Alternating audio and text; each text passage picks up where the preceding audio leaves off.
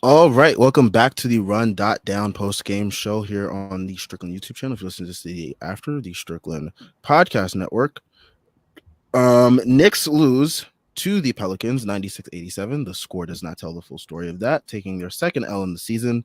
Before we start, I do have to read this though. The last of the major pro sports leagues kicks off this week, and BetOnline is your top spot for all your NBA action this season with MLB postseason, NFL, and college football and NHL in full swing. BetOnline is your number one source for wagering news, odds, trends, and predictions. Get everything NBA at your fingertips with both desktop and mobile access for every sport anytime. Head to the BetOnline app today to get in on the action. Don't forget to use promo code BELIEVE, that's BLEAV, to receive your 50% welcome bonus on your first deposit. BetOnline, where the game starts. All right, Knicks lose this game. They were really never in it, to be honest. They were getting blown out from the first quarter on. Pretty ugly game. We won't spend too much time on it. It's very early in the season, and there's no point in whining so much about a Knicks L. Lots of negatives to get to, which I'm sure people will be thrilled to be tuning in for, as they love when we talk negative about this team, apparently. As that's probably what got this brand started anyways.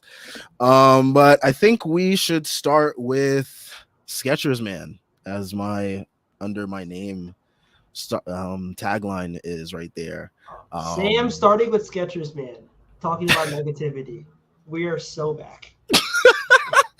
um 10 points, 12 rebounds, 4 assists, 4-15 from the field, 0-5 from 3, 8 turnovers, just absolutely brutal. Just a really bad game. Like I really don't know where to begin, but I mean, I guess the point to begin is the turnovers, which was the story of the whole team, but mainly him. He had the most because he had the ball the most too. But yeah, Jeff, since it's your first post game of the season, why don't you? What a fucking joke, man. I wish we just started with Mitch. Like we can still. I mean, we're not gonna be positive about this game, but we could at least talk about good things. God, Randall was really bad. It's tough to you don't want to be too like grandiose or like draw major conclusions after 3 games, but he kind of started slow last season too, if we recall. There was a lot of like, oh God, is he carrying over 2021, 2022 into last season? And he seems to just kind of take a minute to figure it out. And I do think he actually is trying something different this year. I think he sees more out of RJ Barrett, and he's trying to take on a bit of a different role. And not just in attack mode, putting up shots. He only attempted, he took 15 shots, but that's below his average last season. The thing is that if he's going to be more of a distributor on offense, and he's going to, which I like him in that distributor mode, he has to, his preparation and his awareness just have to improve, because the Pelicans were mixing up doubles, but they weren't like, these weren't super advanced coverages, and Julius was just getting smoked by them. He didn't really seem to recognize where the doubles were coming from more often than not. He had a couple nice kickouts, but a couple of just horrendous possessions. He's really like, I don't know if the discrepancy between how he should be in transition and how just, I don't even know if inept is the right word. He's just lazy in transition. He doesn't seem to like know what's going on.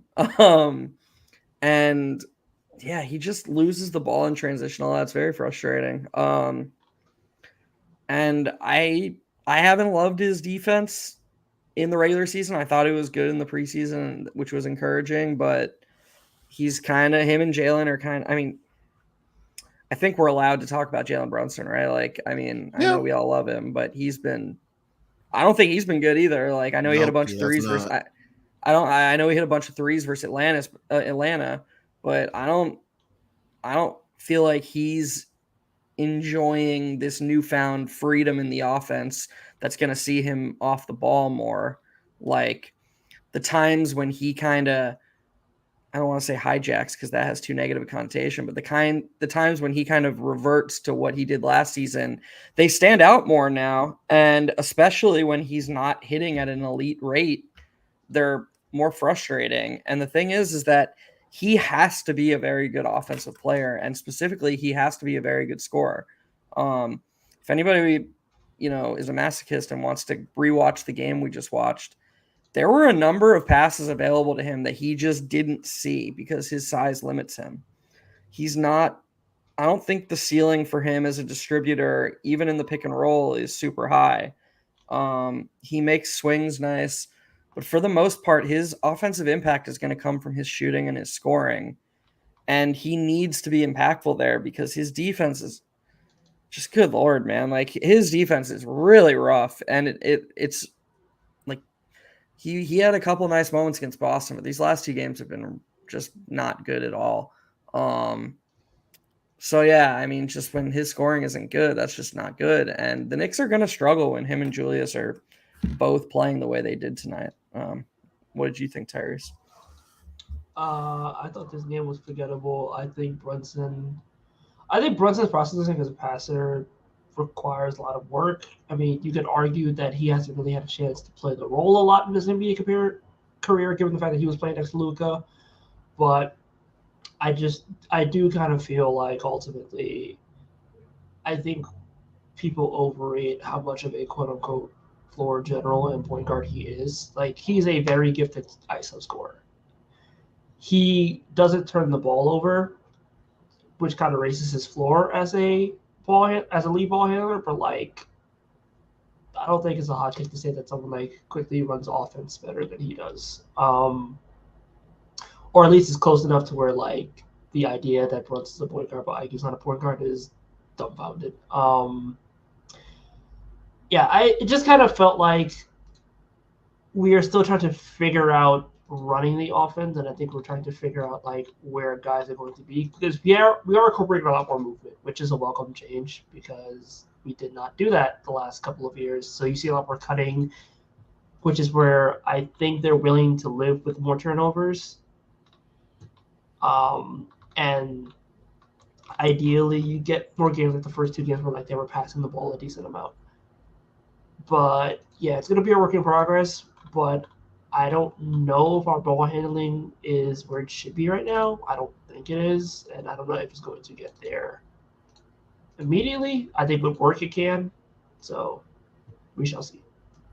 And you make a really good point. Like, I don't want to speak for all of us, but I do think we're pretty like-minded on some things. And one thing that we've talked about on here is Thibodeau being willing to take a half step or a full step back if it means the overall ceiling of the offense is higher down the line. And I think that more ball movement, more cutting, that is that. And so it's kind of hypocritical of me to ask for that. And then the second it struggles or there's an off shooting night, be like, oh God, things like, no, I don't think like anything grandiose needs to change right now. I think, as Tyree said, he made an excellent point. Like, this is going to be a process, and we should be patient and wait to, evaluate them on the whole. This was just, this is a bad game, but they were ice cold, and sometimes that happens in the NBA.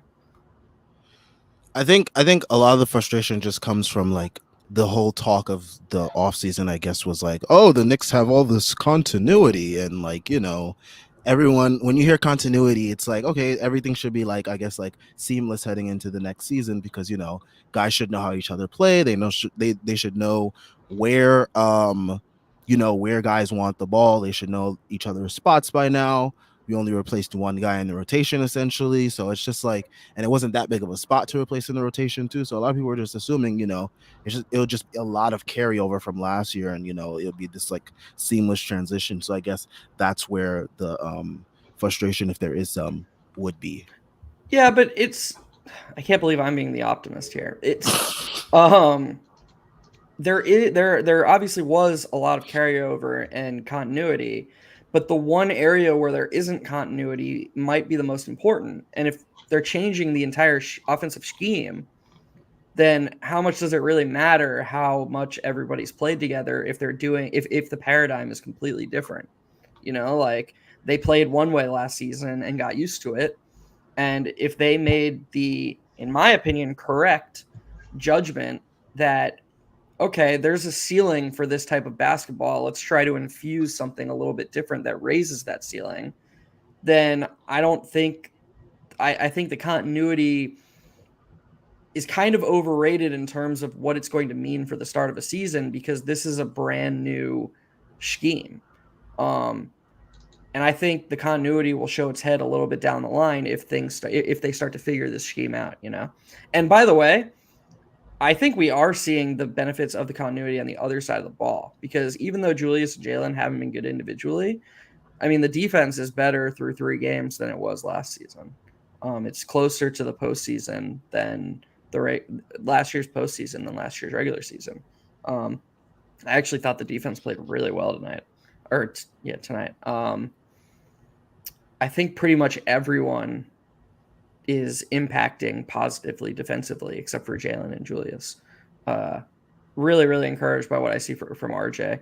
He's just off the ball. He's so much more locked in.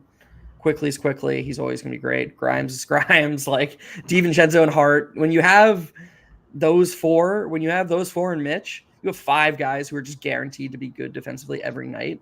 There's almost no excuse not to be at least a league average defense. I don't care what Jalen and Julius do. Yeah. I guess we could talk more like philosophically about like what this means for the Knicks, because I think we have talked a long time about like what is the ceiling of this team, and I hate to get into like ceiling talk in Game 3, but it's also like you saw how the Nuggets played in the playoffs, like the movement that they had, the ability to have cutters, smart defenders, smart processing. I think the Knicks are acknowledging the fact, and top of the row especially is acknowledging the fact that like, we don't have Nikola Jokic. Nobody does except for the Nuggets.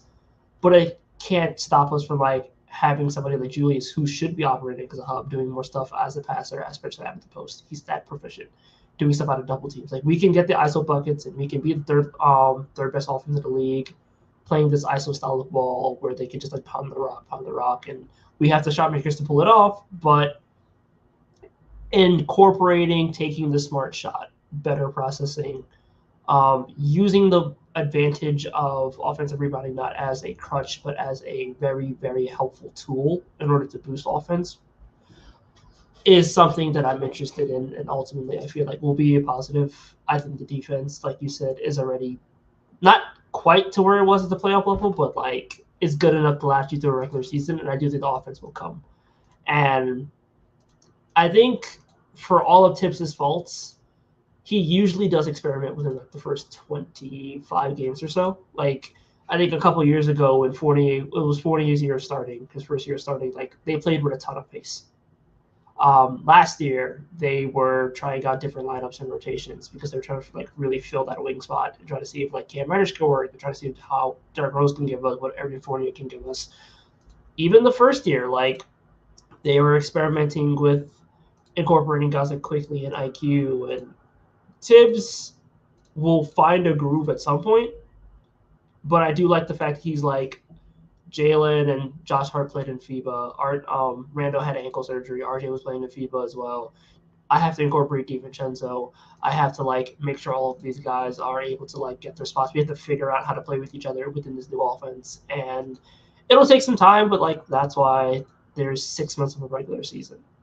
Plus, I also think that like the schedule being this weird for like Vegas and in-season tournament also gives them like a bit of a leeway to be like, okay, you know what, we're gonna have like a 10-day break at some point, and schedule's kind of fucked for whatever reason. I don't think they play again until Monday night. Is it Tuesday?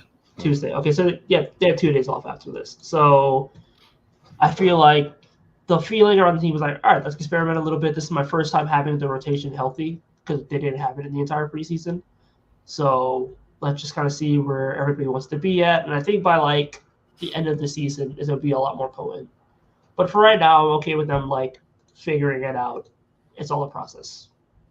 And I guess Jalen not having the full preseason is probably contributing to his early struggles, I guess, inside the arc and just in general. which we know will most likely pick up.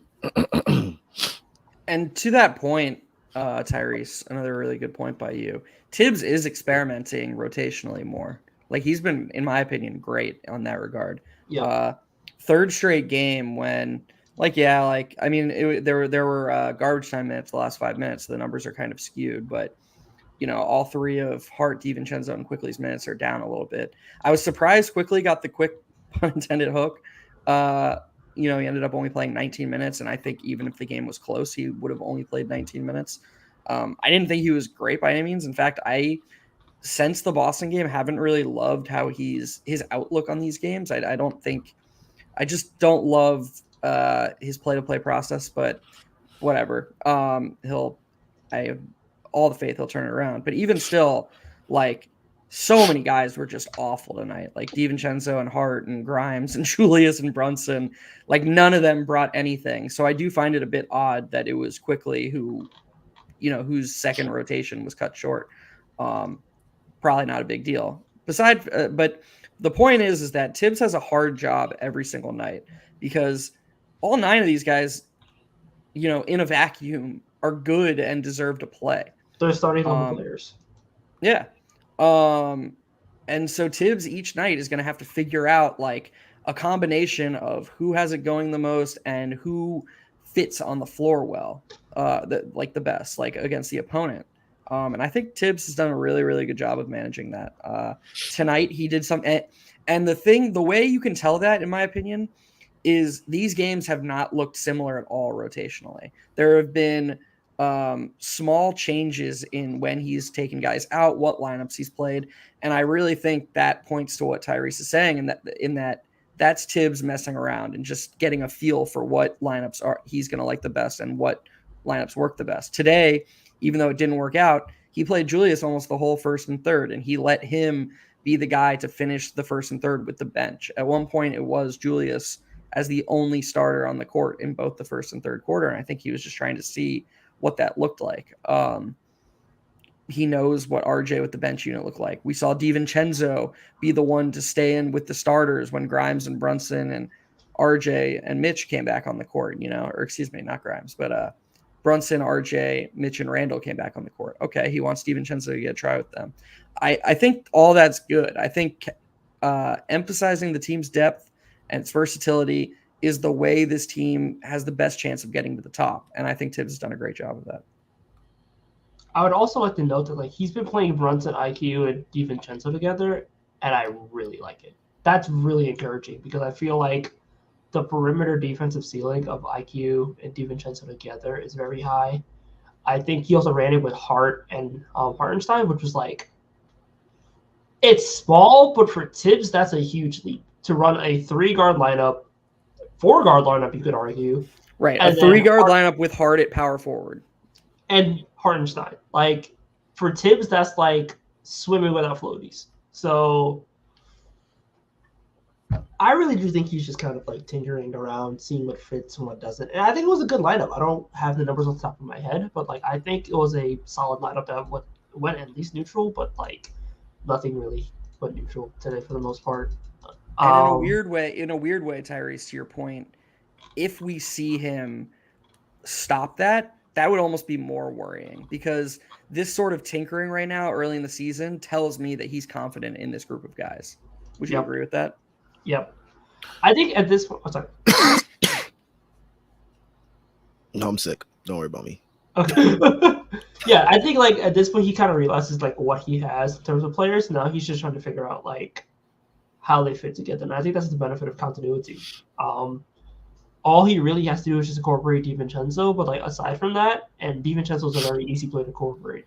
He will take his threes, he will miss his layups, and he will play good defense and attack passing lanes. So I think it's just a matter of seeing how different players fit with each other, which is ideally what you want. Also, steal tracker for DiVincenzo. Another 2 tonight. He might have the most active hands I've seen of a Knicks rotation player since Prigioni. Question for you guys. Did you guys were you all watching on MSG or the Pelicans feed? MSG. MSG. Was the DiVincenzo blown fast break layup as ridiculous as it looked on the Pelican speed? I mean, all his missed layups look ridiculous. Like This one, but this it's like he like misses like almost all of the rim most of the time. oh my god. I couldn't believe it. I was like, because they showed a weird under the rim angle. And so like I was like, why did he make this more complicated than it felt like it had to be? And then it just didn't come close. And I was like, he's trying to kill me once a night. I don't understand. He's so athletic. I don't get how his touch is that bad. It's like It's so weird because like he had a floater in the lane in the game that like showed nice touch, and that was like so weird. And he seems to have like nice touch on his 3-point shot. So it's like once he gets to the rim, he's like me. He gets scared up there, and he's just like, I don't know what to do. you're like 6'7", but why are you getting scared? I am 6'2", so it's not. He's much taller than me, so I assume that since he's a professional basketball player, he should be able to. DiVincenzo, how tall is he? He's like 6'5", right? 6'6", 6'4", maybe. He's 6'4". He's 6'4", really? Yeah. Yeah, 6'4". Whatever. Anyways, Yeah, must be nice, Sam. You got that NBA height. I wish I could actually put it to actual good use.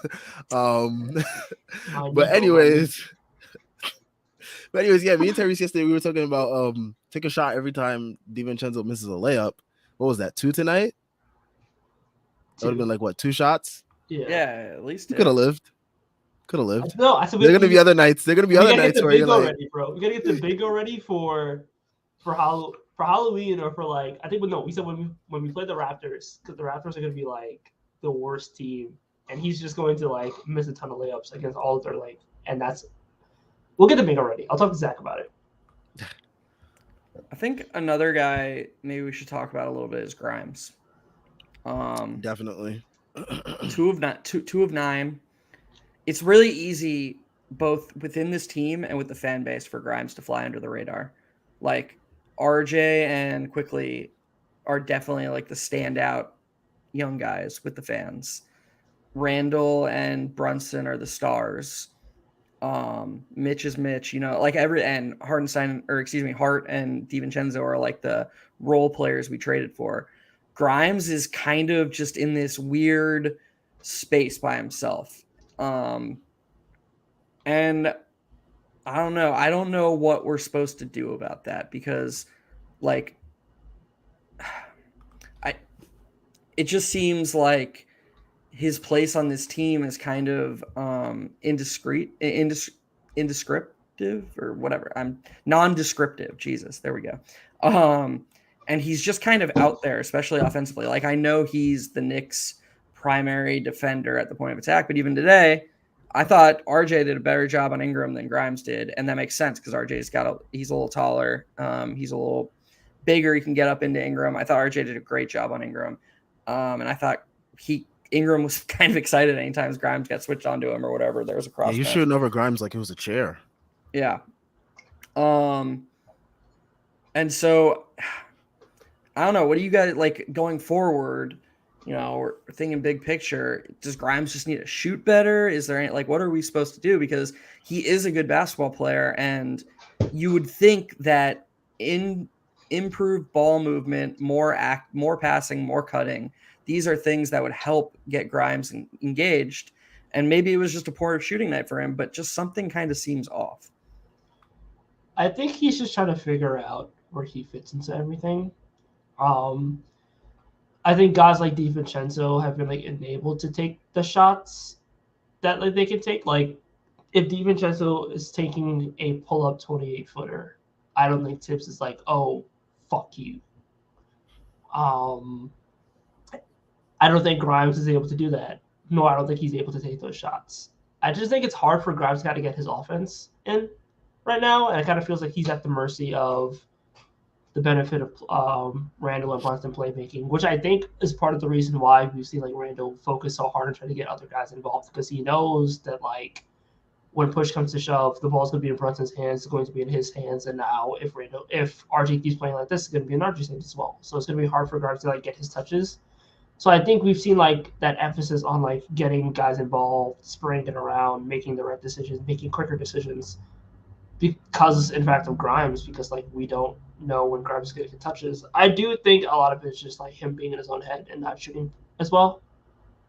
Plus, like, I don't want to say like this is the year where a lot of players are thinking about their payday, but like this is the year where a lot of players are thinking about like this is a good season. Let me make sure I can get paid. So probably like a variety of factors, but I think it's just like poor shooting more than anything. Like, I think he'll find his stroke pause and he'll be able to be the player that I think a lot of us believe he is. But defensively, I thought he was good. I mean, on Ingram, he struggled, but I think that he was disrupting passing lanes. I thought he played fine at the point of attack. I didn't think it was like anything.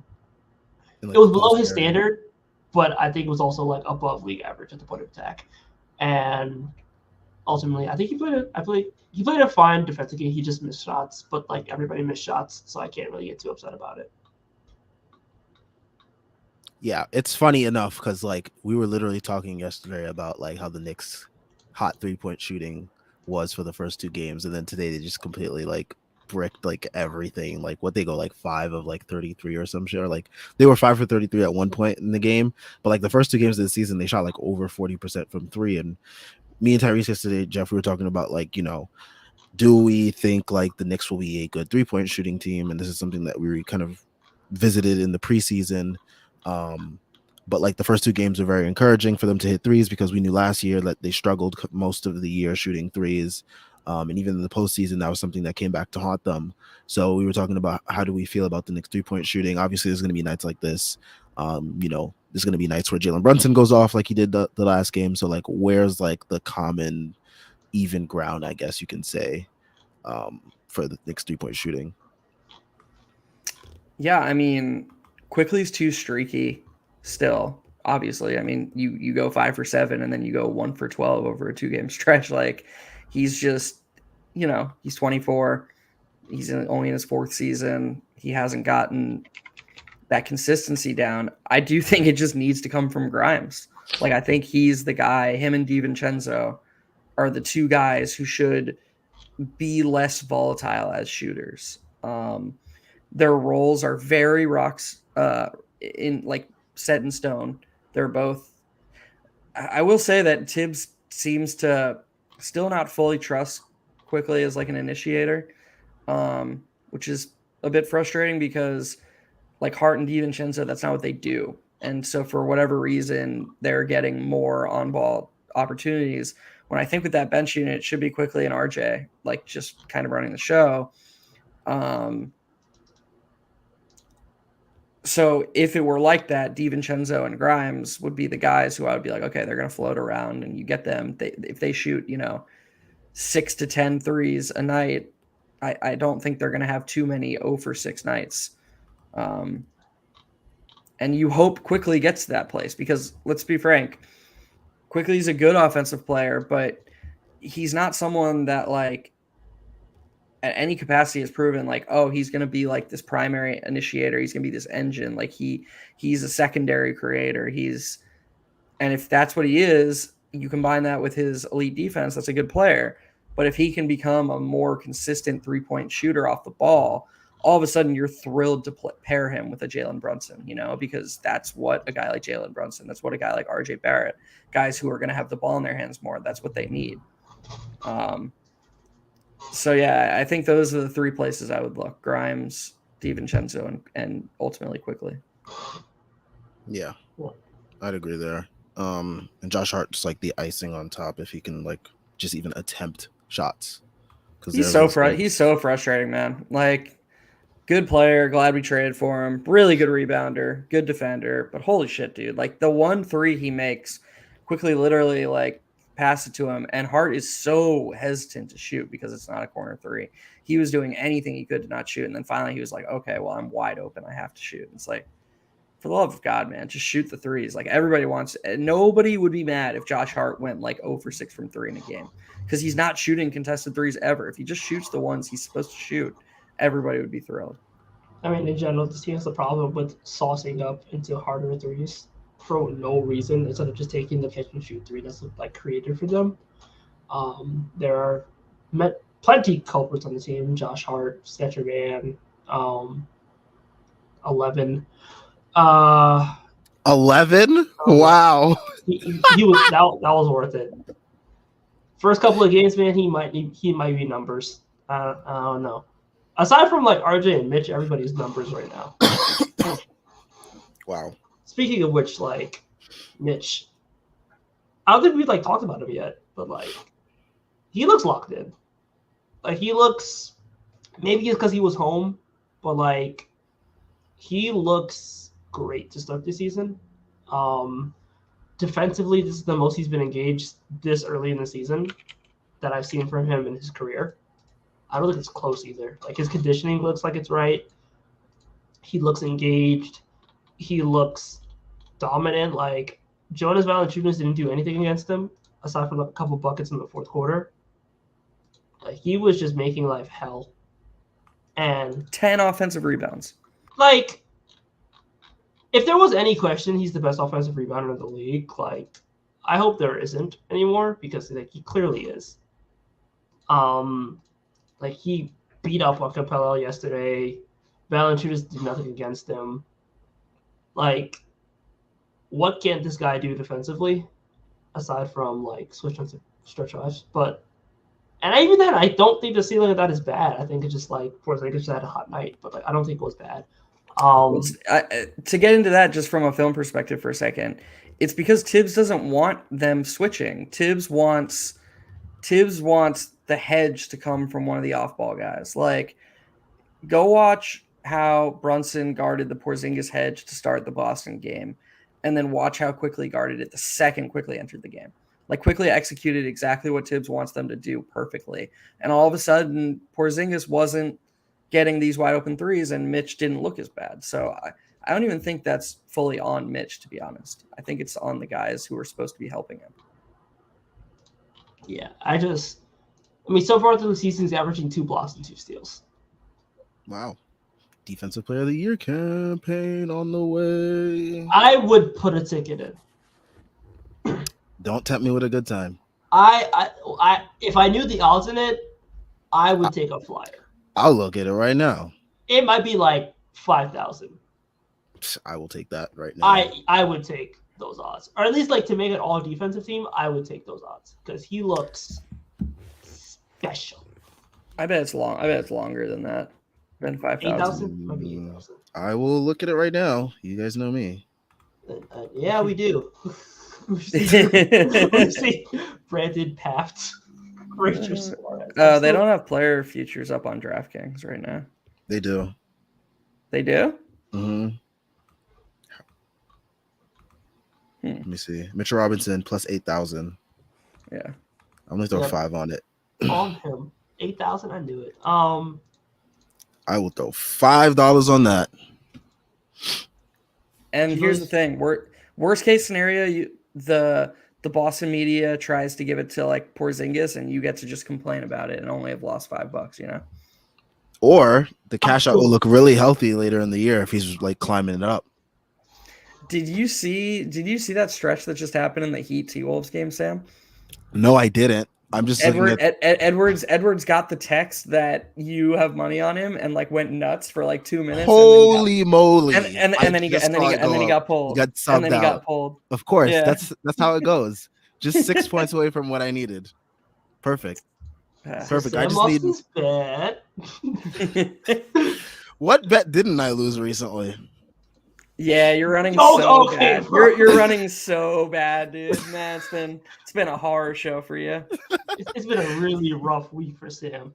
Oh, really rough. No, it's just annoying to lose on like really long odds with like by like one leg. It's so annoying. It's like you're right there, and then like it's like you're like running a race and you like get tripped right before the finish line. Like this is why Sam is the worst person for like gambling because like he'll win like 6 bets and then he'll complain about one bet he lost and he'll be like, "Oh my god, life sucks, bro! You just won 6."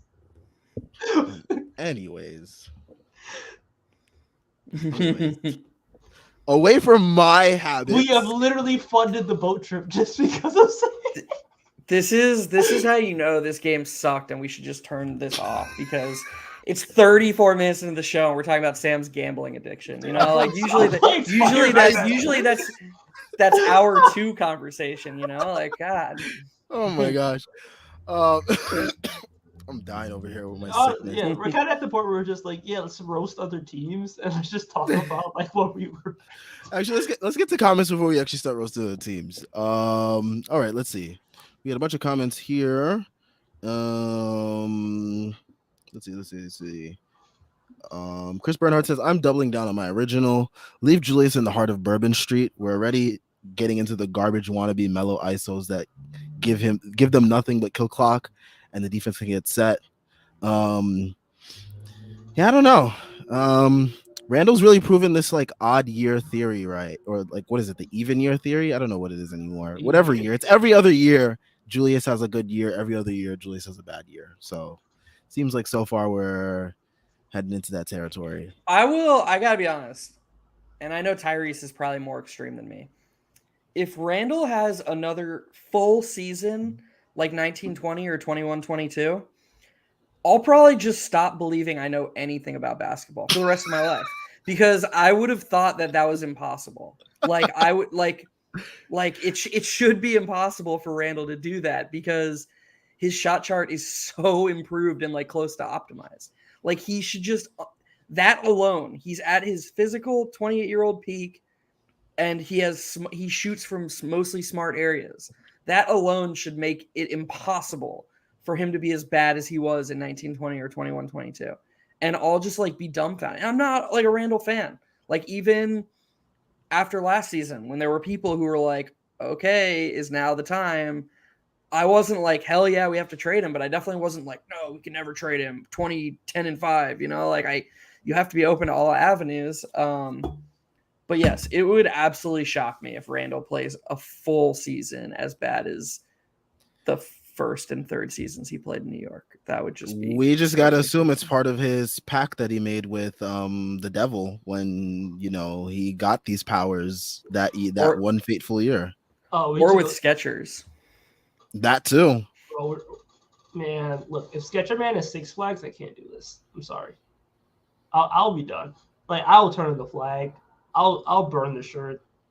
If we have an Electric Boogaloo Part 3 of 1920 Randall, then like I give up.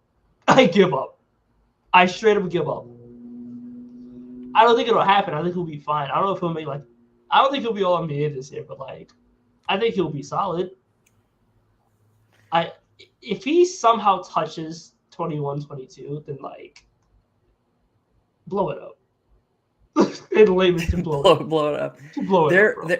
There were a lot of people who were like, there will be a lot of people who like, if he doesn't replicate last season, they'll be like, oh, like he took a step back.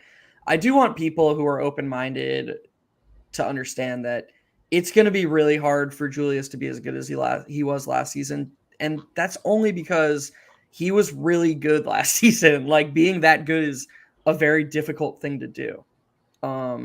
So I hope people's expectations aren't like replicate his 22-23 impact, because that's not written in stone either, but he definitely can't. Oh my God. Yeah. He can't do 21-22 again. Well, he's probably going to answer the call. He's going to take the challenge on, maybe, or not. All right, let's see.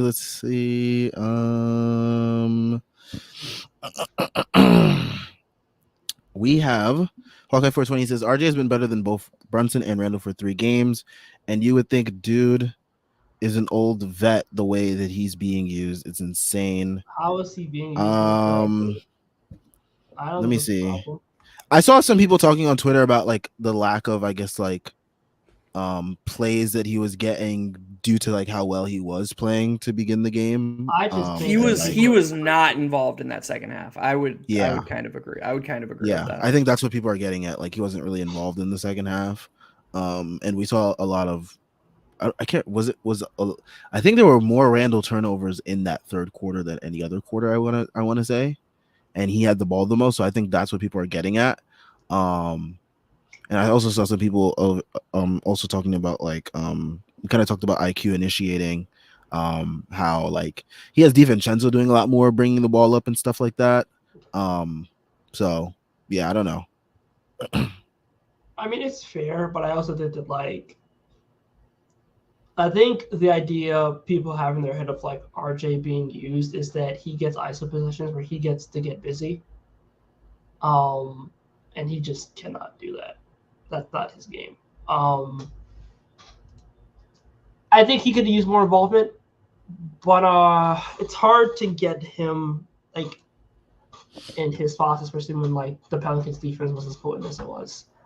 I think they could have been better about it, but I also think that like RJ relies on being able to get to his spots and having people feed him in his spots more than most complimentary players do in the league. Aside from like, can I push back on that, Tyrese, a little bit? Yeah. I just kind of disagree. I disagree that he gets like I think the one area you can make that argument is transition. Like when he plays with guys who are willing to push off rebounds, especially quickly, it obviously helps RJ more than other people because transition is so important to his efficiency. But in the half court, I feel like he actually has a pretty unique ability to get to his spots. I don't think that it's teammates elevating his ability to do that. And I don't think people are. I agree with you that pure isolation, he's not quick enough off the bounce to just isolate. But I do think like if what you mean is like he needs screens or he needs like a little bit of a head start, I'm a little bit more on board with you. But I think most players do need that. And I think when people are asking for more RJ, they're saying like, hey, let's run some pistol. Let's get him on the move with a dribble handoff. Let's get him downhill. And not because, oh, we need RJ to shoot more, but they're asking for it because they recognize that when RJ collapses the paint, he draws 2, 3, sometimes 4 defenders.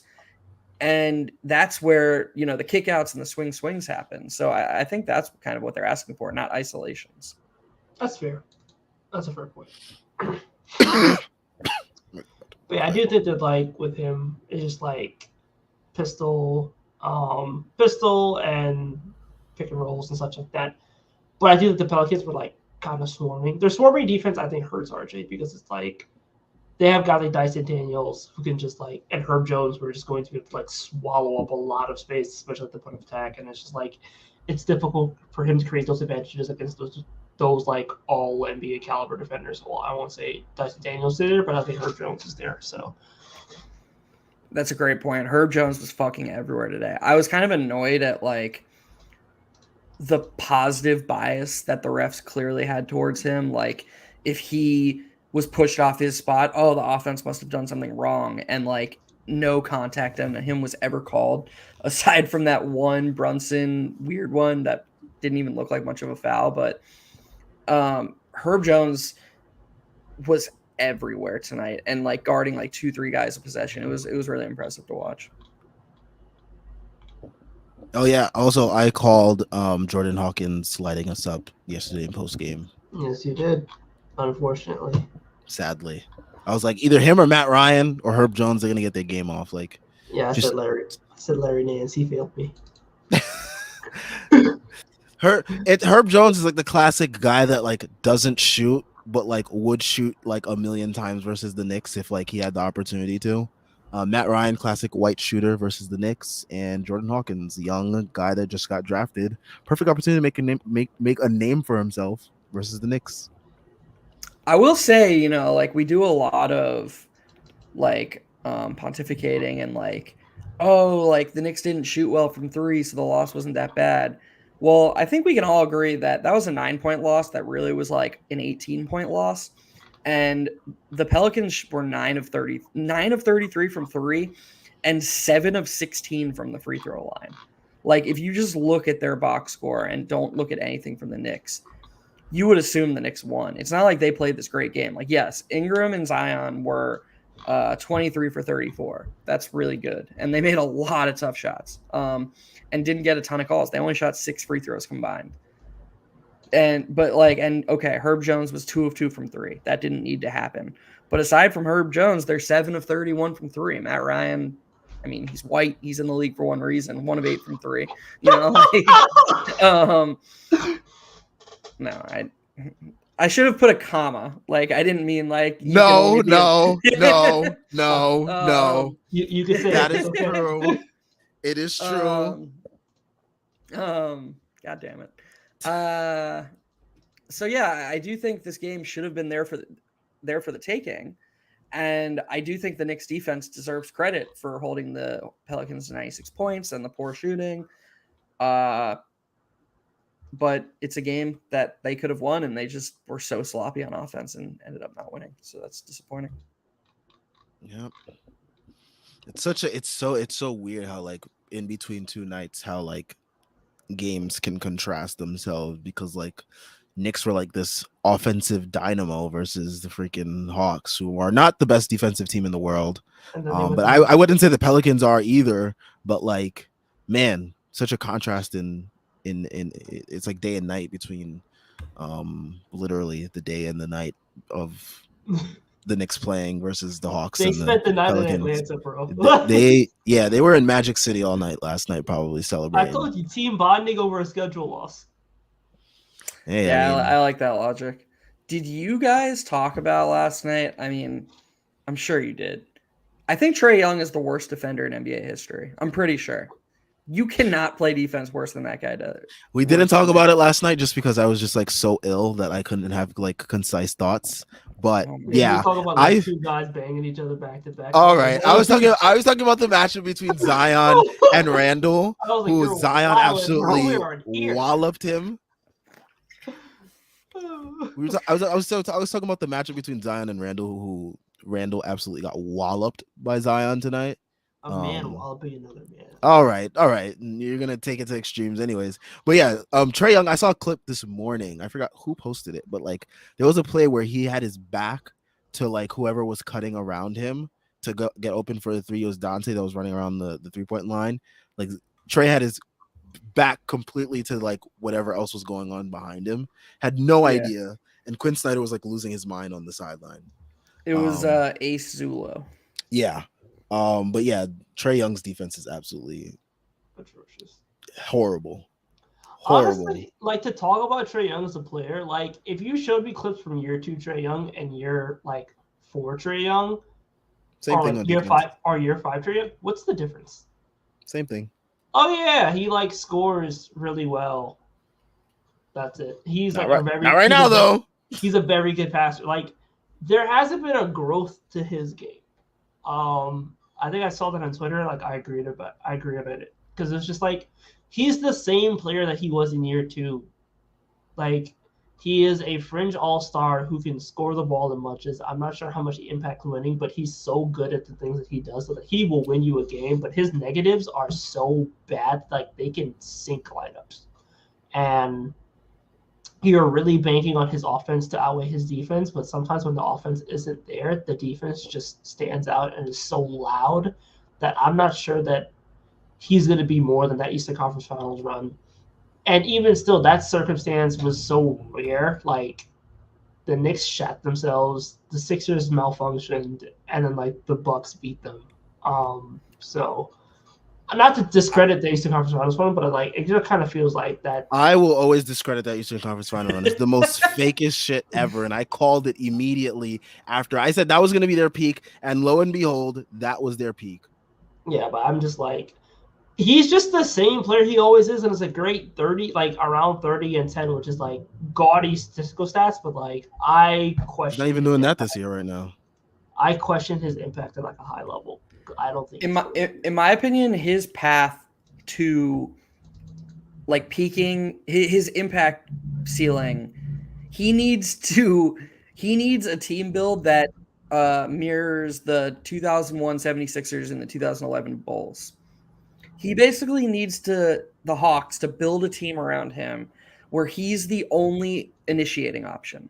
That's what Derrick Rose and Allen Iverson were. Like, nobody else could really do anything. Lil Dang could, sometimes it'll pull up and stuff. But aside from that, like Derrick Rose and Allen Iverson did everything. And if you maximize Trae Young's offensive output and surround him with shooters, like a modernized version of the Bulls is a bunch of 3-and-D guys 2 through 4 and then a rim running center like Okongwu. Like if Jalen, like they should honestly look to trade DeJounte Murray. I was literally just about to say DeJounte Murray probably traded for like a bunch of like defensive like 3-and-D toolsy kind of guys. Because like they have them, which is the funny. Like they have Jalen Johnson, they have DeAndre Hunter, they have Sadiq Bey. So like I think they understand it. Yeah, AJ Griffin. Like Bogdan. Like if you put the Trae Young, if you're able to get rid of Murray and Capella and just get more assets like that, and then just like Trae Young all of a sudden just up his usage to like, I don't know if you can do anything else because he's unwilling to do stuff off the ball. Like if you have to have Trae Young on your team's only going to go as far as his impact lets you go anyways. So you might as well put him on the Nets. The Nets would be perfect for him.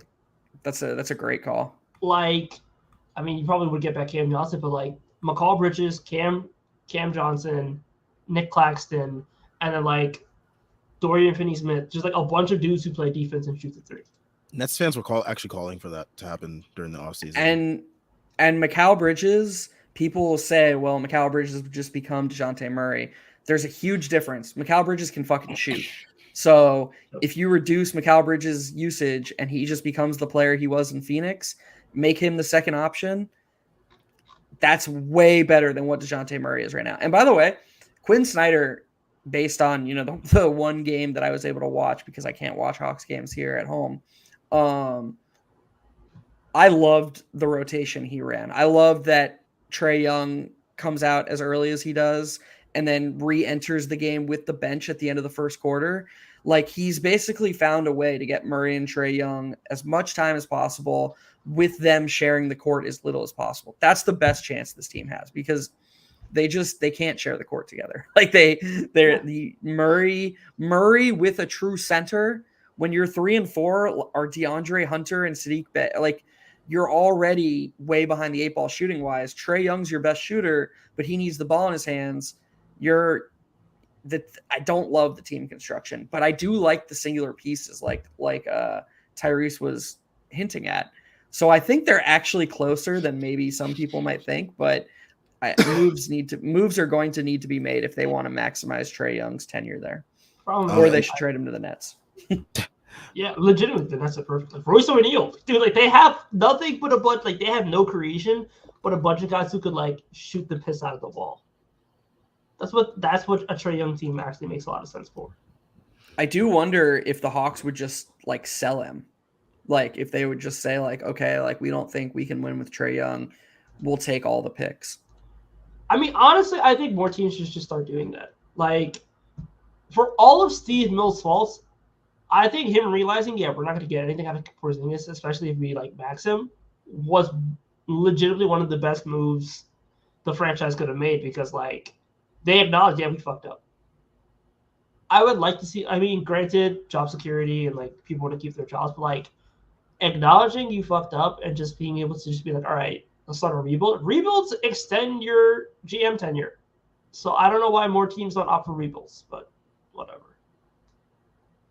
It's hard to sell on management, but like no, ownership. Lots of ownerships want to stay relevant, and there is kind of a negative connotation behind, like because since the Sam Hinkie trust the process bit, like there is kind of a negative connotation behind tanking. But I do agree with you that teams should be more willing to reset. At the same time, to sort of play devil's advocate, this is the most balanced I think I can remember the NBA. I was talking to Knicks tape about it earlier tonight. Like, how many games on the Knicks schedule this year are we truly going to be like, yep, this is a win? Like Rockets at home or something, like there aren't a ton. And even then, the Rockets are still trying to be super competitive this year. They stay good. Yeah. They might be trying to be, but they're Rockets. Fred VanVleet, bro. Fred VanVleet always gets his game off versus us. It's so annoying. No, like, that's the Raptors. That's the Raptors boost. Now he doesn't have it, so we're good. Bro, watch. Y'all about to see some bullshit. I'm telling y'all. Sam is right. It's not really so much the Raptors boost as it is the playing the Knicks boost. Yeah, that's a pretty strong boost. It is, and it's so annoying. Guarantee me taking his overs when he plays us, taking them straight like that. I'm sorry, I just know who kills us, man. It's like too easy. But yeah, like Jeff, when you were mentioning Quinn Snyder trying to get DeJounte Murray and Trae Young as much time on the court as well as like separating their minutes. Someone in the comments yesterday had mentioned that like something similar going on with the Knicks with Julius and RJ. Like they were getting like I guess like different stints with the bench and whatnot. Do you think that's something that will continue to happen, and do you think that's something that should continue to happen? I think obviously it probably should, because I think that the way that they play and the way that RJ is coming on this season will definitely help him to be able to play as much with his own unit per se, so that way he has like a little bit more control over that. But yeah, just your thoughts on that. So to be clear, you're asking if I think that Randall and RJ should kind of be split up the way that I was implying. Yeah, like staggering, basically. Yeah. So I think we have a huge sample size that shows that there's not a ton of good that's happened when Julius Randle and RJ Barrett share the court together. With that being said, I will say that I've liked the minutes they've played together. I know that's weird to say after today's game when Julius was awful, but I do think that some of Julius's struggles are coming from kind of gaining respect for RJ on the court and wanting to get him going. Like I talk all the time about how quickly gets RJ going in transition a lot. I think Julius is making more of an effort to do that this season. He's always looking to push the ball ahead to RJ. He even had an assist to RJ in transition today. I do think that there is something there that like Julius is kind of like, okay, it's not me and Jalen as the clear 1A, 1B. I think RJ, he views RJ in that sort of tier now. And I think Julius, that's the reason for his adjusted role through 3 games. With that being said, I do think that the ideal RJ role assuming he plays for a team that needs to have a center like the one he's on now, I do think he needs to be around guys who can shoot, and not that Julius can't shoot, but Julius isn't as functional a spacer as he should be, given what a shooter he is. So like in a weird way, I actually think that Josh Hart at the 4 is a more functional spacer than Julius Randle is because of his cutting and his movement. But that could just be, I would be fine being told I'm wrong about that too. I could just have a biased eye. So I do think there is, my point here is I do think there is merit to RJ and Julius being the guys that kind of get split up. But I will say as well, I think we should monitor and see if Julius and RJ's improved chemistry is for real, or if it was just like a small sample size thing. Because I do think their chemistry through 3 games is as good as I've ever seen it between the 2 of them. I think that's fair. Oh my gosh. Speaking of which, Jordan Bubbs brings up Julius Randle shooting 13 of 47, 27.7% through 3 games. That's the worst free throw percentage through the season's first 3 games in Knicks history since the NBA merger. Minimum 40 attempts. Yeah, it's pretty brutal. It's looking like playoff Julius shooting out there. Yeah, not good. Hopefully he can pick that up because, yeah. Yeah, not good is a good. That's good. That not much more you can say than that. That's good analysis. I could be really brutal, but I'm trying my best to not overreact. It's the first 3 games of the year, gonna give him some time, but eventually the names will come out. I mean, you already slipped up and posted that Julius war criminal meme. You're already there. Oh man, that's a good one actually. It is a good one. My favorite one of those that you've ever posted, and like I think like once a month I think about it and I'm like, I should just direct message Sam and ask him to send me it because I think it's so funny. Is the Jackson 5 James Harden playoff failure video? That one. That's like the funniest thing in the video in the world to me. That is a classic. I love that one too. I haven't posted that one in a while. I haven't seen it in a while because James Harden's been doing extracurricular activities. So whenever he stinks it up on the basketball court, be sure to see that on the timeline again. Let's see. We got some comments here. I'm seeing some gambling comments. We'll get to those at the end of the show. Control yourself. All right. Um, Jordan Bub asks, do we split the Cavs away and home back to back, or do we lose back to back or win both against the Cavs? So the Cavs are weird right now. Today they played against the Pacers without Darius Garland, without Jarrett Allen, without Donovan Mitchell, and I want to say that the game was pretty close for the most part. Yeah, it was really close. The Pacers pulled away at the end. Yeah, the Pacers pulled away at the end, but Aaron like Naismith got his game off. They still kept it competitive. I mean, Max Strus had like a double-double, which, okay, Max Strus. What the hell's got into Max Strus where he thinks he can start rebounding? Why the hell does Max Strus have 21, 11, and 6? Strus is – look, I kind of – Mobley had 33, 14, and 3. Sheesh. Yeah, Mobley crushed. I kind of feel the need to, like, pat myself on the back here, but the thing about Strus that I feel like a lot of people underrated this offseason is that he wasn't it like people were like, oh, Strus is kind of just like an average small forward, big deal for the Cavs.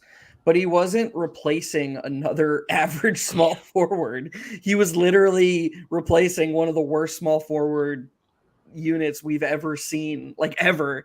It was like Jetty Osman and Isaac Okoro, like that they were deciding between. So it's not surprising to me that's right. It's not surprising to me that Strus's impact is like pretty valuable. And I mean, me and Sam have been talking about it for 2 years now. There would literally be nothing more surprising in the world than the Cavs sitting Mitchell, Garland, and Allen, and then ta-da, they're all fucking healthy for the Knicks game on Tuesday. Like, it would just be the least surprising thing in the world. So I think that's what the Knicks have to prepare for. Isn't that game also on national TV? Yep. At least one of the Tuesday, Wednesdays. I think the Halloween game is on national TV. Yeah. Is it on TNT? Yep. Garland and Mitchell will both be healthy. That's why they took the day off. That's why they rested for this game. Yes, they both had injuries for this game to rest because it was not on national TV. It's so because Garland played earlier this season, right? He played the first game. He missed the last two. Donovan Mitchell played the last game. It was the first game of a back-to-back. He was questionable all day with a hamstring issue, and then he did not play because it was the second night of a back-to-back, but he will be sure to play on Halloween versus the Knicks because it's national TV and it's versus the Knicks, and he wants to get his game off in revenge for getting spanked in the playoffs. ESPN chose Thunder Pelicans at 7:30 over Cavs Knicks. I mean, first of all, as a Knicks fan, I'm happy that we get to watch it on MSG. Oh yeah, for sure. Also, I just think that's kind of cool for the league, like that they're kind of trying. At least they're trying to watch more teams, and that should be an exciting game. He moves the needle. And Chet, he had like 7 blocks the other day. Absolutely crazy. Chet has been great, dude. It's a great year for bigs. I think bigs. They're bringing the bigs back. Yep. Victor, Chet, especially Victor, man. Jokic, Embiid. As a San Antonian, Victor is fun. Victor is fun to watch. It's just a great year for basketball, honestly. This is just like an awesome NBA season. Every night. Did you guys see how like insane last night's slate ended up being? Like every single game came down to the wire. And was we had like a bunch of overtime games. We had like the Mavericks game. Luka hit that insane shot. Wemby went crazy in overtime versus the Rockets. Yep. What else happened? You had the Bulls getting that miracle Alex Caruso 3 to win. Because Toronto is so the Thunder beat Cleveland like in a close game in Cleveland. Sam, you mentioned the Jazz had the Kawhi. Oh my god, reaction. the ending of the Clippers game was insane. Kawhi like funny. dropped his knees like he found out like his family members had passed or something. when Russ took that shot, he was like, "Oh my god." But yeah, last night's games were crazy. I'm hoping that like the NBA really like continues like this like streak of like good games every night, because like it definitely sucks when there's like a bunch of blowouts on TV and stuff like that. I also kind of feel like this is just like calls for expansion. Like that too. There is a lot of talent in this league that like doesn't, I think, get as fair of a chance as it probably should be. Like Cam Thomas is going to be an all-star when he gets to Seattle, bro. That's good stuff, Tyrese. That's... I'm, Can I'm I? No, you keep going, Tyrese. I'm sorry. sorry. I'm irrationally high on Cam Thomas. I think he's just going to be like. I think he's like what Jordan Poole wishes he was. But that's just me. Like that dude could get a bucket. He can. I have a 10-second rant I need to get off. Go for it. This is what we do. Derrick Rose now has 31 points on 33 shots, and the Grizzlies are 0-3. The Grizzlies aren't 0-3 because they have Derrick Rose. But when you've scored more, when you've taken more shots than you have points, maybe Bleacher Report shouldn't be dunking on the team he was on before for not playing him. Like, I'm rooting for Derrick Rose. Always, I don't know. I don't know what happened in that whole thing with the whole ordeal. I don't know. Whatever. Maybe I should look into that. But I'm not like hating on him because of personal stuff, or I'm not hating on him because I want him to fail because the Knicks didn't play him. But that was like one of the dumbest things I've ever seen. And the Knicks were right to not play Derrick Rose last season. Like, they were literally proven right. And I just hate that we live in this world where like something can be that clear and you're still just allowed to be an idiot, and just like there's no incentive for you to change. Like we should bring back safe form of bullying so people can just be bullied into not being morons, you know? Like, I just don't get it. I don't get how you wake up. Like, how does a person who's like in 2023 is like, oh yeah, Derrick Rose is like, how does that person like tie his shoes in the morning? I just don't get it. Like, and I know basketball isn't that serious, but like, shoot, man, like, it's just like, I'm just trying to talk ball with people, and this stuff pops up on my timeline, and I just get so annoyed. I just like, it takes everything in me to not just be like, what is wrong? Somebody said that Terry Rozier is better than Quickly the other day. Like, I'm just sitting here like, why is this on my timeline? I don't understand it. Like, just stop. Just can we not give these people the attention they deserve, please? Can we not do it? Did they have a blue check mark? No, it was like somebody responded to I like made a tweet about how stupid the comparison between Quickly and Lou Williams is, because it is stupid, and not because it's stupid because they have nothing in common as players. They are as opposite players as you could be. And then somebody, Khan actually, who I co-host Strictly NFL with, wow, Sam, oh man, Sam, you missed Tyrese. That was really funny. Tyrese just for a second looked like he turned his light off. He looked like he was on like a documentary where he didn't want to show his face, but he was like going to talk, you know, like it was so funny. His room got so dark for just a second. And then they told us that they would sell our houses.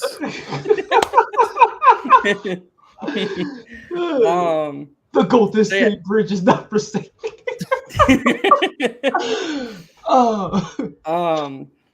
So somebody commented like that comparing Lou Williams to Quickly is disrespectful to Quickly, which it is. Like, Quickly just played a better season than Lou Williams ever played in his entire life, but whatever. And then some Hornets fan just came from out of nowhere and was like, dude, you're making comparisons about Quickly to Lou Williams. Quickly's not even better than Terry Rozier. And then they got into like an argument about Quickly versus Terry Rozier. And it's like, fuck are we doing here, dude? Like, I just don't get it. Oh my God. Terry Rozier of all players is the weirdest hill to die on. Yeah, it's a very like, and what's funny too is he said, he was like, good players show up when the lights are brightest. Quickly didn't do that last postseason. A guy like Rozier does. And it's like, one, Rozier was awful in the playoffs for Boston every single year they made the playoffs. And then two, the Hornets have yet never made the playoffs with Rozier. Have you ever wondered why? Like, because he's for some reason they extended him, and I'm still confused as to why they gave him like almost $100 million. Yeah. But hey, he's got a bag, you know, so sort by bag. He sometimes shops 30. The idea that you should like lose point, like this is like the LeBron titles thing. Like, people who are like, oh, if you lose in the finals, that counts against you. And it's like, okay, so we're creating a paradigm where Game 5 of the 2007 Eastern Conference Finals counts against LeBron, because if he didn't play that game, then he wouldn't have made the finals and he wouldn't have a finals loss. Good logic, people. Quickly helped the Knicks make the playoffs. maybe he should have been worse so he didn't play bad in the playoffs. You know, like I just how stupid are people? It's just insane. Very stupid, which brings me to Hawkeye's point right here. Hawkeye for 20 says it's a great year for basketball. Yeah. The basketball discourse is still garbage. H22 says, to be fair to Julius, that's very kind of you to do. He said he did start slow. He did start slow last season as well. Yeah, I agree with H22. I do agree that Julius started slow last season, and it feels uglier this year. Yeah, it's the haircut. Maybe that and the Skechers. It could be that. He don't even have a lineup, bro. It's like, just grow it out. He doesn't care. Like, never cut your hair. I'm sorry. Like some NBA players need to understand, like, you look better with long hair. Like we'll have an aura conversation at some point, but there is no aura on Julius Randle right now, and I feel like that's a fair point. He's very auraless right now. He has the aura of like a used car salesman. Oh man, that's there's no sauce, there's no drip, there's nothing that like makes him stand out. And you're wearing Skechers, bro. Like you're already behind the 8 ball. Hawkeye 420 brings up, yeah, it is the Jordan Bub stat that makes it poignant that it is uglier this year because he hasn't. He's shooting he's shooting bricks. I felt like last year he was like maybe a little bit more passive in the beginning of the year, because I think he was probably letting Jalen Brunson incorporate himself a little bit more. This year it's just like he's shooting and it's just like not going. Like the shots that he's taking, like they are some nasty bricks. Like there was one shot like hit like the back of the rim. It was so gross. But yeah, it is and it feels like the turnovers are just a lot more. Like I remember that someone had pointed out to like the first game and a half or so, like, you know, he didn't have a turnover, and then all of a sudden, boom, now he has all these turnovers. So I think it's the combination of the bad shooting with the turnovers. That was just karma. Didn't somebody like make a thread about how that was like the most ridiculous 0 turnover game ever? Like he actually had like 4 turnovers opening night, but the Knicks box score maker just didn't give him the turnovers. Somebody made a thread about that. And then seriously, I didn't even see that. Yeah. So the guys were just like, all right, no, you owe the league some turnovers. Here you go. This is shout out to the NBA, the Knicks box scorekeeper trying to give Julius a clean sheet. He's friends with he's friends with the Grizzlies. Yeah, I was about to say he's friends with the Grizzlies box score maker. He got some tips from the Jared Jackson block. Every Knicks home game, Julius is gonna have 0 turnovers now. For sure. You make a really good point though, Sam. That's like he definitely, like last season, not like we were looking for reasons to say he was bad. He was like he wasn't great to start the season. I was. No, I know that's what I'm saying, but it was definitely just a passiveness. Like he was still scoring at a fine clip. Like I'm pretty sure his true shooting percentage, even for the first, 10, 15 games was 54, 55%, around league average. Whereas this has just been kind of abysmal from the floor. Yeah. Has Bane been bad? How are they 0-3? The Grizzlies stink. I can have my 10-second right now. The Grizzlies suck. What do the Grizzlies do well? I'm sorry. Like, yeah, I get it. They're missing John Morant. They're also missing Steven Adams and Brandon Clark. They have no depth. They've lost all of their depth like the last 3 years because they didn't want to re-sign anybody, and their draft picks all suck. Got rid of Tyus Jones, who kind of cooked them today a little bit. Hit 4 threes on them, whatever it was. They also got rid of Melton when he was good for them. Earlier on, who else did they let go? They let go of Dylan Brooks, who actually probably would have helped them. Kyle Anderson, they got rid of. They've gotten rid of a lot of like pretty good to decent NBA talent. They blood talent, and I think it's because they've just like they've relied on their drafting, and they're like, okay, if we're just gonna keep drafting pretty okay, then like we can afford to bleed talent. But like when you have all these injuries, now you're forced to trade for Marcus Smart, and you're forced to sign an aging Derrick Rose, who was basically close to, he should be retiring very soon, I think. I mean, Derrick Rose is not really contributing at a high level to NBA teams that need to be winning right now. Like the problem with the Grizzlies is like they had 2018, 2019, 2020 really good drafts back to back to back. So like they have their core, but their margin moves have been atrocious. they've been really bad. It's like they lost the Zaire Williams trade. Like they got Zaire Williams, they should have gotten Trey Murphy. They lost that. Jake LaRabia is not an NBA player. I'm sorry. Zaire Williams hasn't been as effective as they thought he was going to be. It's just a bunch of guys who have not panned out. Like Xavier Tillman is not a starting NBA center. I don't even think he's a rotation center. Like maybe he but is, he's forced like, to be because Jaren Jackson Jr. doesn't want to rebound the ball, and exactly. Steven Adams is hurt, and Santi Aldama is hurt. So yeah, so it just kind of feels like they don't really have depth. Even with like Luke Kennard coming back, like, do you think Luke Kennard's going to save this team or Santi Aldama's going to save this team? No. Like, I'm sorry, I don't believe in the white savior complex. I just cannot get behind the idea that this team is somehow good, and I think they don't make the playoffs this year because like I think the Josh suspension is going to be too much for them to deal with. I think that it's going to take a while for him to ramp up even after that starts, and I don't buy their depth. also the West is really good, so I believe in the Mavs more than I believe in the Grizzlies. fair. I mean, and the Mavs stink. I don't believe this 2-0 shit for a second. They played the Nets and they played the fucking Spurs. And it took a Luka. It took a Luka like absolutely ridiculous BS shot that I would have. Because Cam Thomas was hooping, but like, yeah, that's kind of where the Mavs are at. Like they're a mid team, and I think the Grizzlies are below mid. I just think they're a bad team. The Steven Adams loss hurts. Like, as weird as that is to say, I mean, he was an impact stat darling last season, and he was their Mitch. He was their Mitch, exactly. Yeah. Well, he's the one that sets all the screens for them. He was the one that allowed Jaren Jackson Jr. to be a roamer, like so that way he didn't have to worry about like getting all the rebounds and like doing all the defense and trying to get the rebounds. So like Jaren Jackson Jr.'s job was much easier. I mean, without Steven Adams, I saw Grizzlies fans, they were talking themselves into like, oh, we got to trade for Hartenstein. It's like a good luck trying to pry him from our cold dead hands. I'll take 2 firsts. That's what I'm starting. I'm like, we'll need 2 firsts and we'll need actually no, I don't want Desmond Bane's contract, but like we'll need 2 firsts. Yeah. Did you say you don't want Desmond Bane's contract? That contract sucks, bro. I'm sorry. What are you talking about? It's not. I don't care. See, he's doing it again, Sam. He's oh my god, I see it. He's going into documentary mode again. I am like that contract just. Ugh. I don't like it. I'm not a fan. Isn't he like a top 30 player? No. Desmond Bane's a top 30 player. I don't know how I feel about Desmond Bane. In Memphis? Conversation. Let's see what we got here.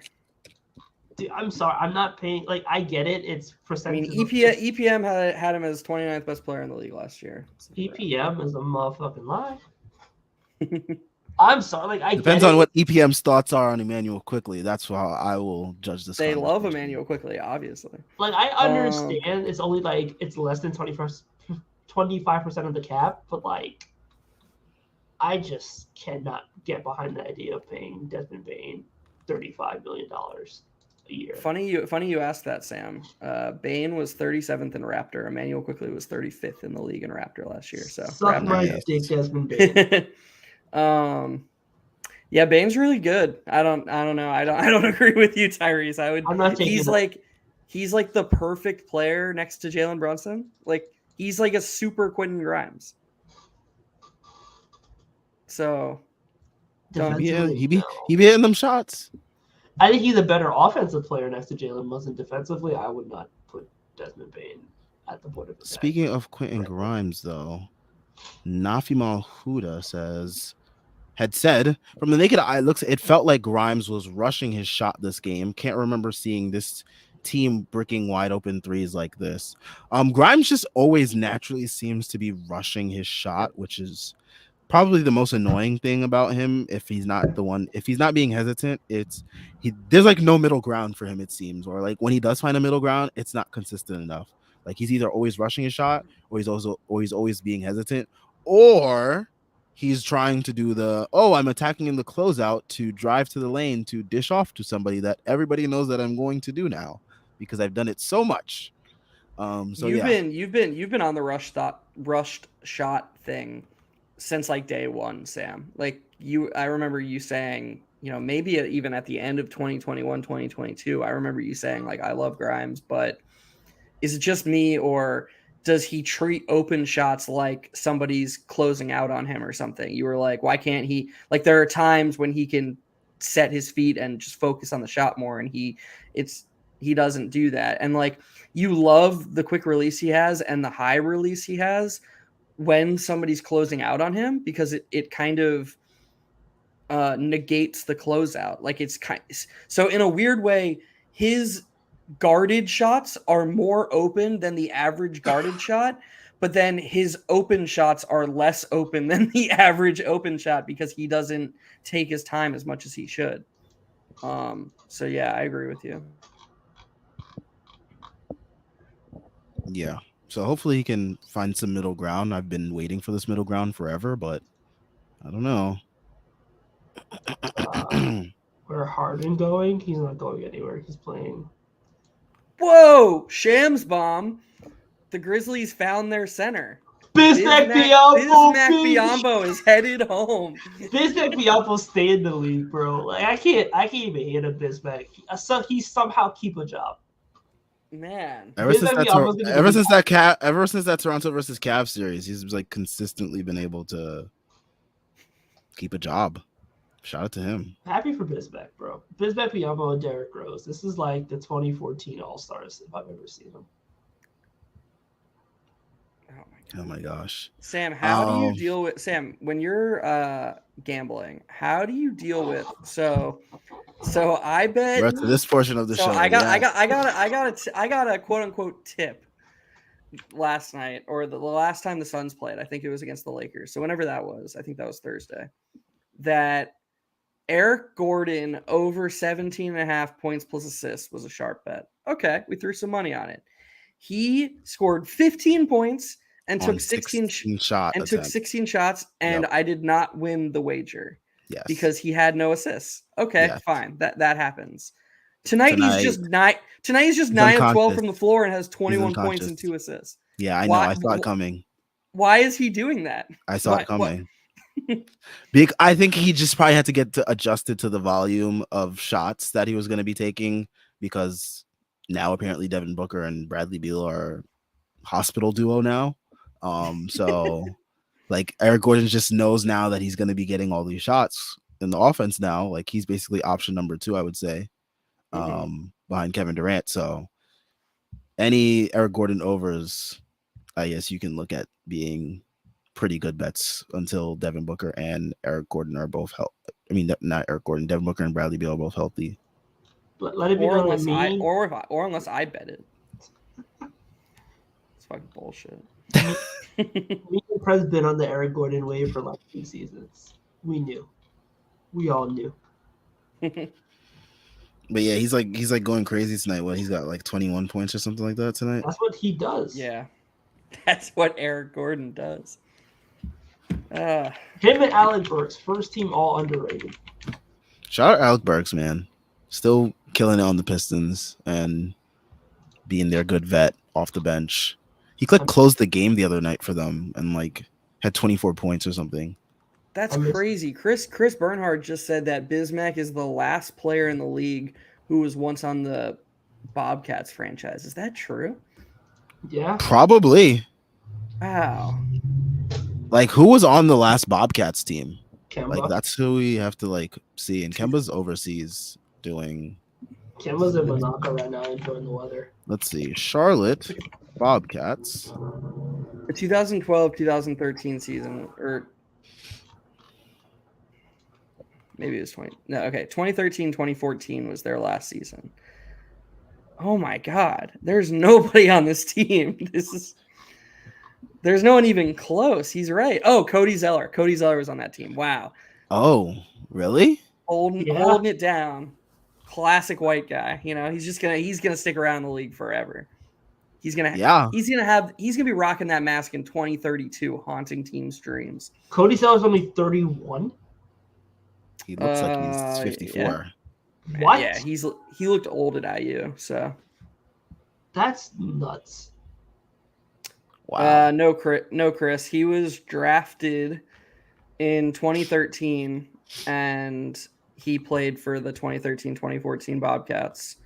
I remember that because they played the Heat in the first round of the playoffs that year. That was when LeBron did the corny ass dunk and look at MJ on the bench thing when they were going for the sweep in Charlotte. Yeah, so that was the Bobcats' last season of existence, I believe. Wow, that's crazy. Classic Eastern Conference playoff team. just a great team. I mean, dude, that was such a nasty series. That probably was a gross series. Yeah, the Heat just, what does Tyrese always say? Had him gripping the sheets or whatever, you know? Like, I mean, this team is ridiculous. Wow, they were in the playoffs. That's insane. The Bobcats were a playoff team? Yep. What? Mm-hmm. That is so wild. 1 year. Kill Paul Silas's level. Shout out to Tony Douglas, former Knick, that was on this Miami Heat roster. Tony Douglas. Wow. I'm looking at this team. It's insane. Kemba, this is honestly one of the Al worst rosters I've ever seen in my life. And Josh McRoberts were the top 3 options.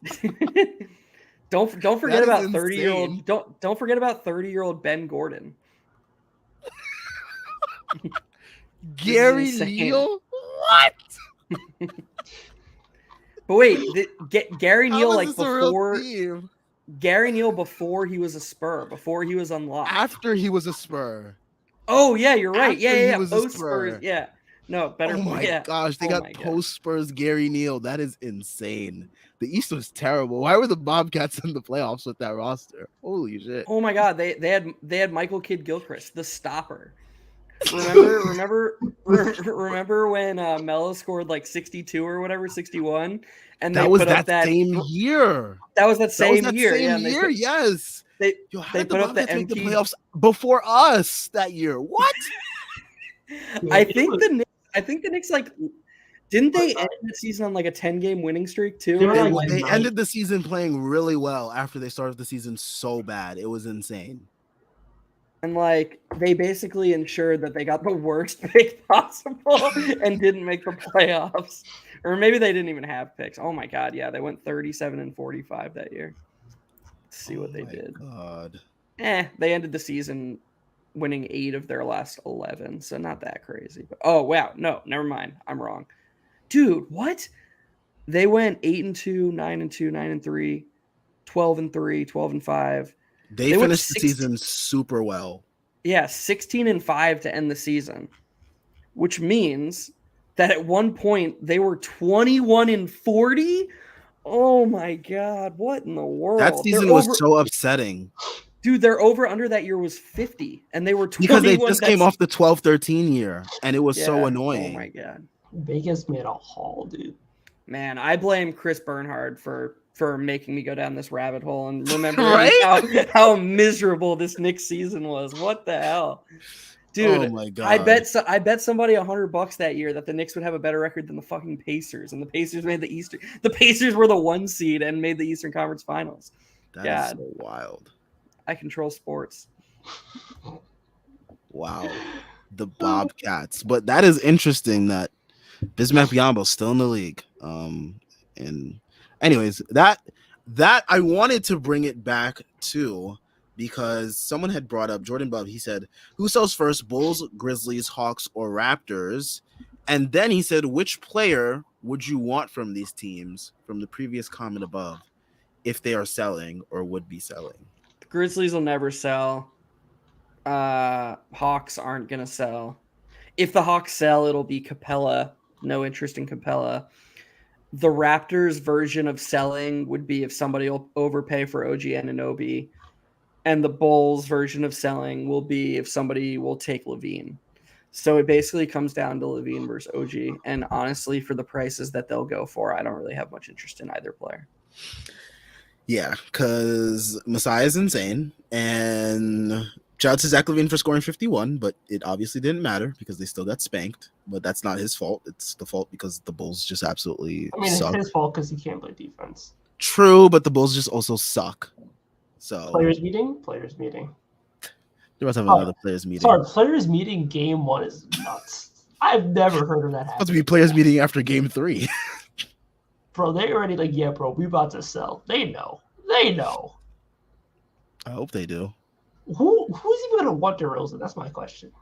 Some team is gonna fool themselves. If, like, Philly, some team is gonna fool themselves. DeRozan for James Harden. That's wow. That is how you just get me riled up on Twitter, honestly. You want to see me? You want to see me go crazy with post? Let that trade happen. Wait, what would the nature of your posts be? Like just laughing at teams? Just gonna have to find out. Just laughing Okay. emoji. Just gonna have to find out. If both Okay. teams lose the trade, I'll strap in, Sam. I'll wait for your emojis. I just need that to happen now. I just need that to happen. Like, that's just too good of a trade. DeMar To, like, DeRozan for Kyle Kuzma, oh my god. Jordan Poole. Like, I don't know there's what gonna be the some point. team that like surges really far ahead of schedule, probably, that like talks themselves into like, hey, we can use a DeMar DeRozan or something like that. Like, OKC. some team is gonna do that. If we share DeRozan, we just say forget analytics. We're just gonna we're playing in the mid range and driving. Bring back Yeah. 2005 ball. Oh my god. Can't say slam I ball. don't know what the Bulls are doing. Like, They don't know what they're doing. They don't exactly. They don't know what they're doing. Are they done? Are they done trading picks to the Magic, or do the Magic get another one? They're of their done. picks? They're done. Yeah, they're done. Okay. Well, they're trading their next pick. I think their pick next year to the Spurs. The Bulls are Yeah, for DeRozan. like their first round pick. Yeah, they traded like a first round pick to get DeRozan in a sign and trade. Is it protected? Lightly protected. Oh my gosh, Those are hilarious. that's crazy. Like, what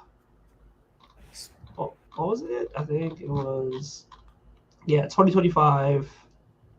1 to 10 protected in 2025, 1 to 8 in 2026, and 1 to 8 in 2027. Speaking of the Bulls, shout out Zach Lowe for reporting that Patrick Williams was going to be looking for $200 million. Guess what, Zach? Sam's been looking for Rihanna for like 5 years, so like they can look for their stuff Zach, together. I've been looking to hit a $10,000 parlay forever. It's not happening. You've hit $3,000. I need you to stop being I don't selfish, care. bro. It's not 10K. Only Sam could be like, yeah, Bruh, in this economy, that's like $30. 3.7. Do you see this economy? Bags of $200 bread million. should not be $7. I'm telling you that right now. You be getting that like Trader Joe's bread because there's no way. Dude, I can't even imagine if I was a Bulls fan and I had to watch Torrey Craig playing more minutes than Patrick Williams. I would. My barber's a Bulls fan. He's just like, yeah, next year. Like, it's game 3. He's like, yeah, next year. I don't blame him, dude. Like, that team has nothing to look forward to. Like, your young players are Kobe White and Patrick Williams. I'd be upset too. Why doesn't Caruso start? What? Like, I like Kobe White just as much as anyone, but why not? Like, Really, Donovan. Caruso's the glue guy. That's the guy you want next to DeRozan and Levine. And then you bring Kobe White off the bench and develop him as a playmaker. Like, making Kobe White the third option, yes, he's a good defensive player, but he's not Caruso. I would much rather put Kobe White in like Quickly's role. I can't believe I'm saying this. I can't believe how far I've come on Tom Thibodeau. Tom Thibodeau did a perfect job developing Emmanuel Quickly. I can't believe what's happening. But Kobe White should be on the Quickly development path. He should be their sixth man. He should be running the bench unit. And Caruso should be the glue guy starter. Like, he's better right now. He's their best defender. I don't understand why they're doing that.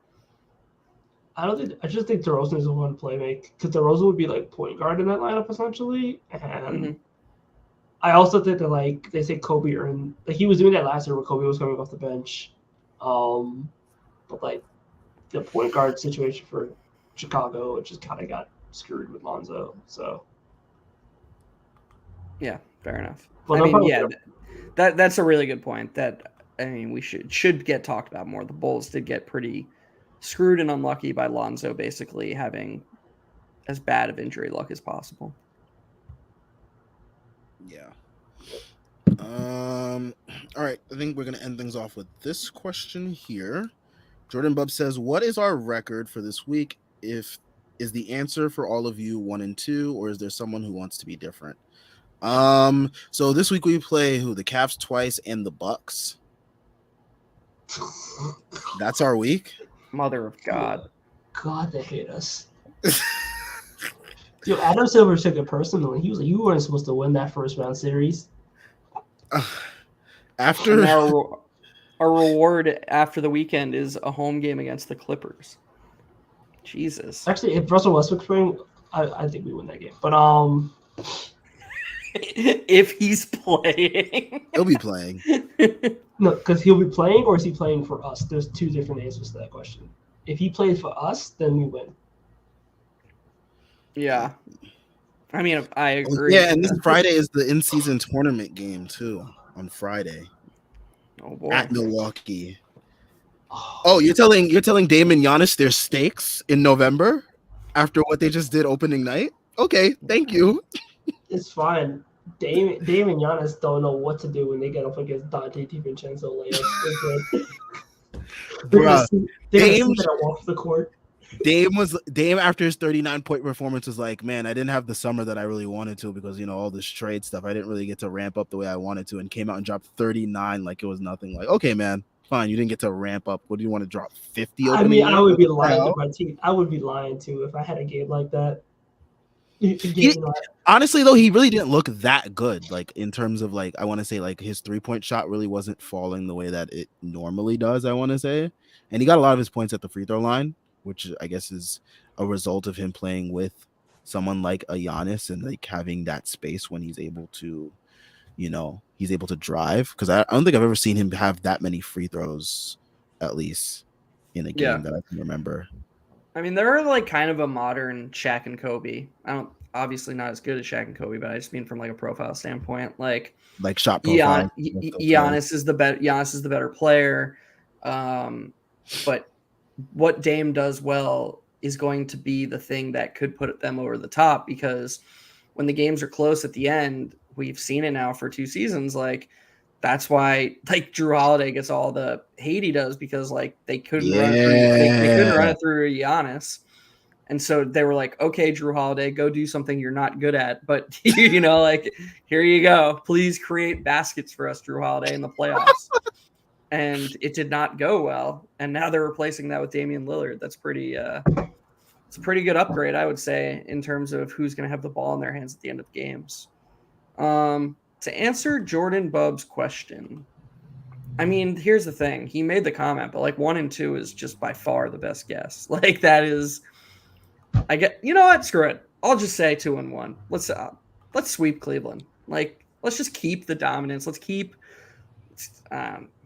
Listen. Okay, so it's Cleveland on the road on Halloween, and Donovan Mitchell's already seeing ghosts from the playoff defense, so we win that game. Cool. We take it back home to the crib, home cooking, RJ Barrett masterclass, 30-point game. Cool. And then Friday night, lights are bright. We win. Julius Randle, 40-piece against Dame and Giannis. Because in-season tournament is going to have Tom Thibodeau think it's May. So, we win. We do play the Bucks well. We've always played them well. It's weird. We never played them with Josh Hart. How are you guys such good multitaskers? I open up Twitter and it's just got Tyrese commenting on some video of a chick. I don't understand what is happening here. You guys are so good at that. Sorry, Tyrese. Even when my city loses, I win. I saw Ice Spice on Halloween, and I'm showing my appreciation for Ice Spice. I don't think that's a problem.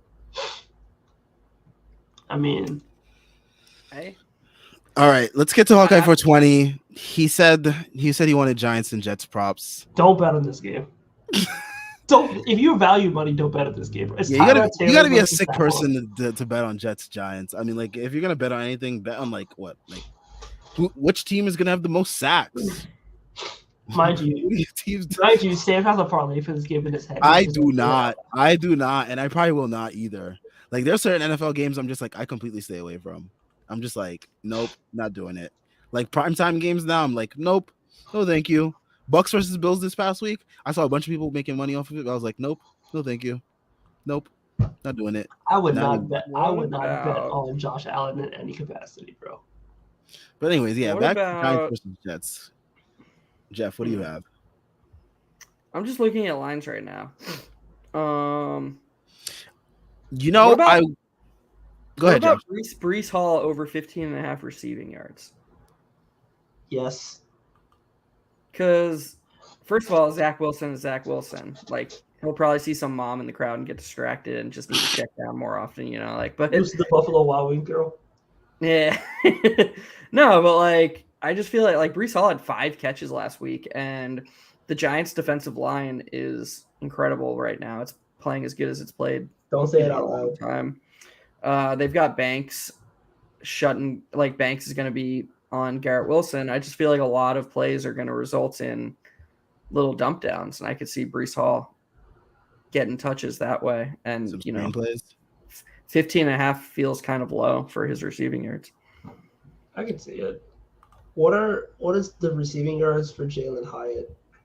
19.5. Take the over. Wow. I noticed that Tyrod is a little bit. He's a little bit better at finding guys deeper down the field. Because Dayball is actually coaching now.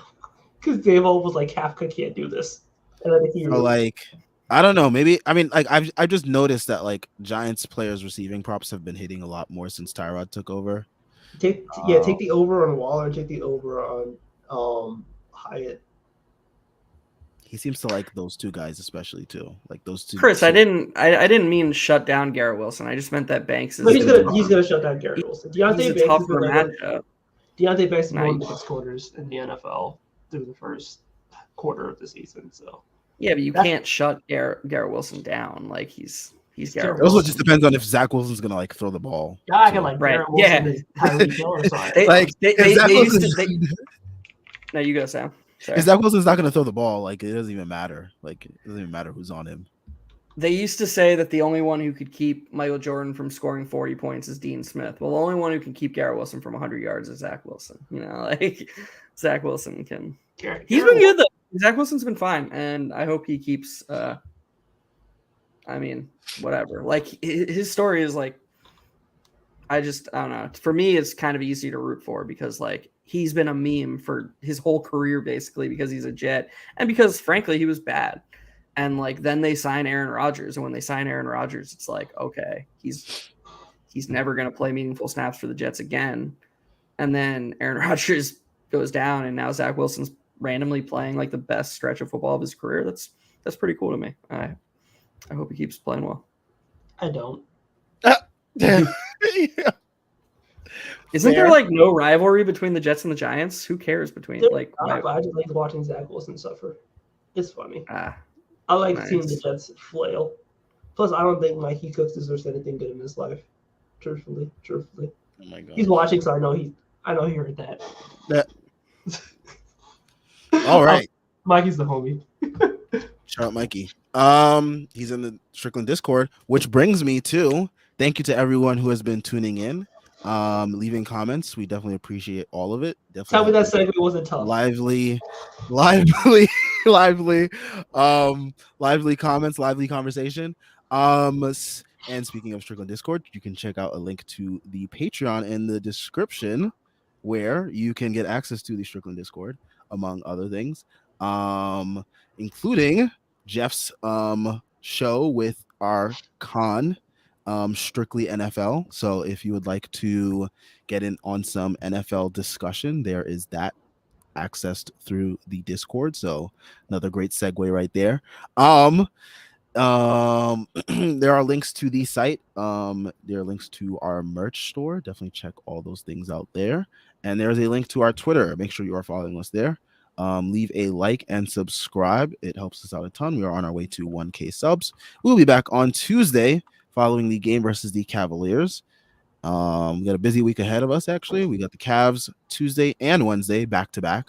And then we have the Bucks on Friday, part of the in-season tournament. So we will have all that great analysis, breakdown, discussion following all of those games. So make sure you are subscribed to get notified when we are live. And And yeah, we'll catch you guys on Tuesday. Everyone enjoy your NFL Sunday and NBA Monday.